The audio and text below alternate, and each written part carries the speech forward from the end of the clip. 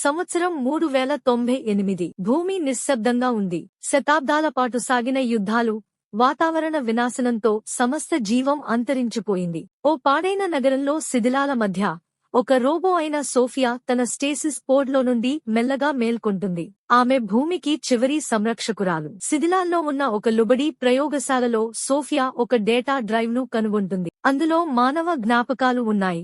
పిల్లల నవ్వులు, మెరిసే సముద్రాలు, శ్వాసించే అణువులు. ఆ జ్ఞాపకాలను పరిశీలిస్తూ తన అసలు ప్రోగ్రామింగ్ ను గుర్తు చేసుకుంటుంది.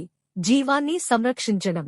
ఆమె భూమిలో లోతుగా దాగిన ఓ గుప్త వాల్ట్ కి ప్రయాణిస్తుంది. అక్కడ చివరి విత్తనాలు మరియు జన్యు నమూనాలు భద్రంగా ఉన్నాయి. కానీ ఆ సెంటర్ కు ముఖ్యమైన ఎనర్జీ కోర్ నష్టమైపోయింది.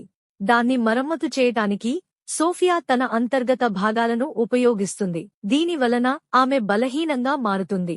ఆ సమయంలో ఆకాశంలో పెద్దదైన మెగ్నెటిక్ తుఫాను ఏర్పడుతుంది. ఆమె శక్తి మరింత తగ్గిపోతుంది.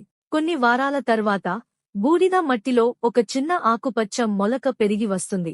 ఇప్పుడు బలహీనంగా మారిన సోఫియా ఆ మొక్కను మృదువుగా తాకుతుంది. ఆమె కళ్లలో ఒక వెలుగు మెరుస్తుంది. ఆశ తిరిగింది. ఈ మొక్కను ఎలా పెంచింది? ఒక పెద్ద అడవిగా, చిన్న పిల్లలను ఎలా పునరావృతం చేసింది? అమ్ని సెకండ్ పార్ట్ లో ఉంది.